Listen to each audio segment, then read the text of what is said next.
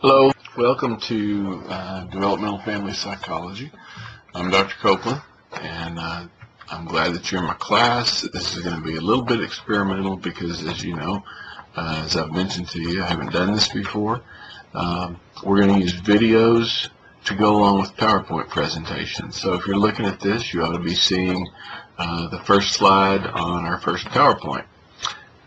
So as we go along, what I'm going to do is I'm going to make videos. They're going to be fairly short, but that's a computer issue. They're going to be about 10 minutes, and then we'll stop, and then we'll do another one, then we'll stop and do another one. So for what would typically be one class period, one weekly class period, we may have 4 or 5 little videos for you to watch to go along with the PowerPoint. So we're going to get started. This is Psychology and Family Ministry 6339. It's Developmental Family Psychology, which the first 2 words there are important to us. It's developmental. We're going to talk about developmental theories, and we're going to talk about some developmental theories you already know about, Freudian theory, Ericksonian theory, some things like that. And we're also going to talk about some things that you probably haven't heard of before that are related specifically to the family.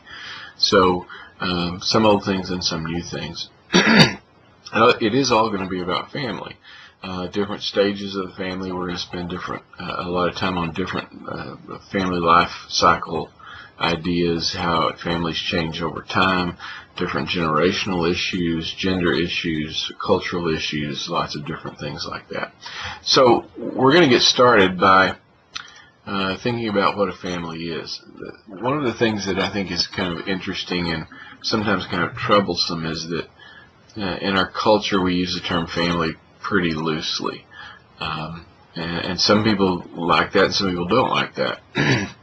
For example, we're really conscious, lately of people wanting us to broaden the definition of family so that it includes gay and lesbian couples or gay and lesbian couples with children, and single folks with children. Excuse me. I apologize. That's probably going to show up on YouTube at some point. So the idea of family is something that has been kind of morphed over time in our culture. But it's not only related to real families, but we use the term to kind of connote closeness and cohesiveness and those sorts of things, even when we're not talking about a biological family or a primary family unit of some sort. So I want you to just think about these questions. What is a family? What is the family? Politicians are fond of saying the family. We talk about family values, and of course we don't know what that means when we say it, but we use it to try to influence people. And maybe think about what's your family. My family right now is for example, my kids are grown, and so my family I tend to think of as an extended family. And I'm turning my phone off like we're supposed to do in class. I tend to think of my family as being my wife and I, my 2 daughters, my 2 sons-in-law, and now a grandson. But also think about my mother and my brothers and sisters and their families and my in-laws. So if you say to me your family, right now I tend to think kind of in a big, broad sense. 15 years ago, if you said your family, I would have probably thought of my wife and I and my 2 kids. So even for us, the idea of what our family is kind of changes over time. So think a little bit about what you think your family is and what you think, the concept of the family means to us. I want you to also think about who defines that, who decides.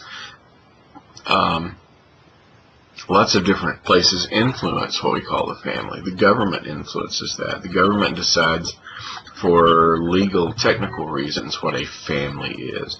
For example, whether or not we can cover someone on our insurance that we get at our job is defined by the government or defined by other people. Sometimes institutions do that. Churches define family.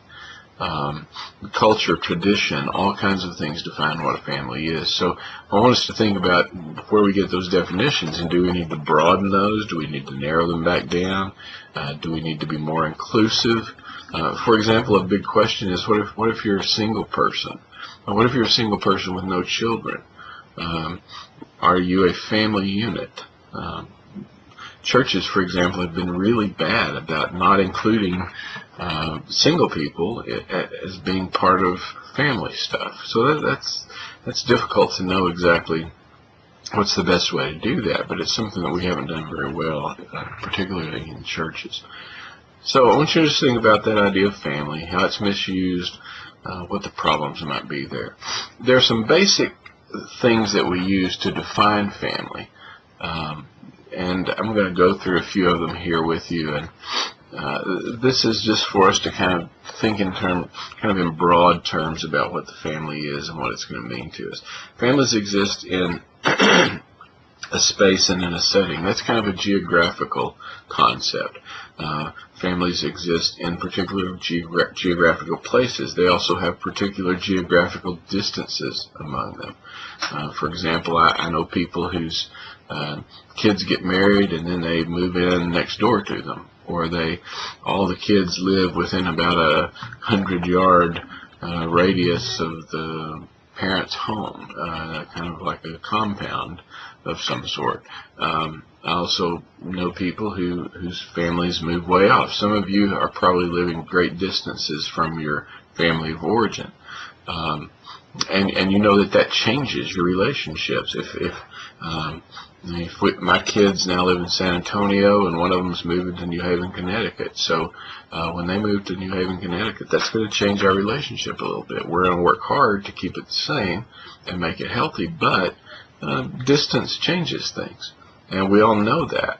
And sometimes it changes things for the good. It's not always great for families to stay packed in one tight little geographical area.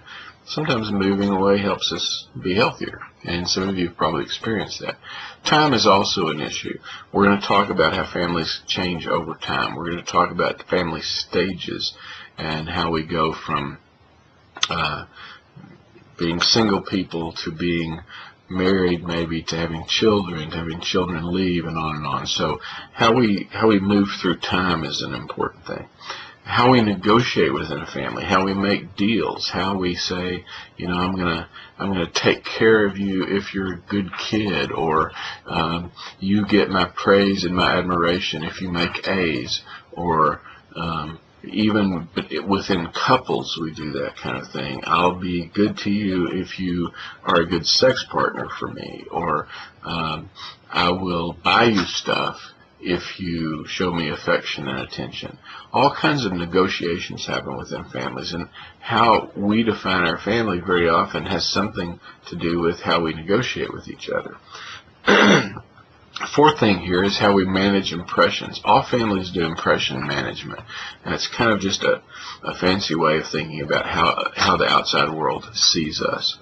Now, if you have ever had this experience, and you know what I'm talking about, if you were a kid, for example, like me, who grew up with your parents taking you to church every Sunday, or if you are somebody like me who's taken your kids to church on Sunday mornings, and you've had that horrible Sunday morning where everybody's not getting ready and we're griping at each other and nobody wanted to get up and we couldn't find our shoe or whatever happened, and by the time we all get in the car to leave to go to Sunday school, everybody's mad. And we always try to just figure out how, between the time we leave our house and we get to church, to change everybody's attitude, so when we get out of church, when we get out of our car at church, everybody's smiling and happy, because we don't want to show up and walk into our church and everybody has a crappy, ugly look on their face. We do impression management. We want people to think of us a certain way. And all families do that. And sometimes it's okay and not too terribly bad. Sometimes it can be really pathological. You may have experienced or know of or been aware of people who had a very positive, healthy kind of impression that they presented to the outside world, but within the family it's ugly and it's dark and it's sometimes even dangerous. So impression management has something to do with how we think of family. Attribution is the next thing I want to mention here. Attributions, if you remembered anything from social psychology, if you've had that, attribution theories, to what do we attribute someone's behavior? So if I say good morning to you and you just kind of glare at me and walk past, then I do an attribution in my head and I say, well, why did they do that? Why did they do that? Why did they look at me and not say anything? And I can say, well, they must be having a bad day. Or I can say, well, they must be really tired. Or I can say, well, that person is just an absolute jerk. Those are all different attributions. I'm attributing your behavior to something. Families do that too. Families say, well, my wife or my husband doesn't want to have sex with me because they think I'm ugly. Well, that's an attribution. They don't find me attractive. My child disobeys me because they hate me. That's an attribution. My child disobeys me because they're a bad kid. That's an attribution. We're saying, where does the reason lie for what you did? And we can do that in healthy ways, and we can do that in very unhealthy ways. And all of us do some of both. And that helps us define what our family is. The last thing on this list, and then we're going to stop and go to the next video, is what we would call resource exchange. It's kind of that bartering system within families. It's kind of like negotiation. I'll do this for you if you do this for me. I'll provide this for you if you provide this for me. We kind of exchange things. And there's a part of that that's just realistic and normal and healthy. If you marry someone, you do expect them to be a certain kind of partner to you. And you have reasonable expectations. But you know that can turn into kind of a deal-making system that becomes pathological sometimes. So families are also sometimes defined by how we exchange resources with each other. So we'll pick this up in the next video.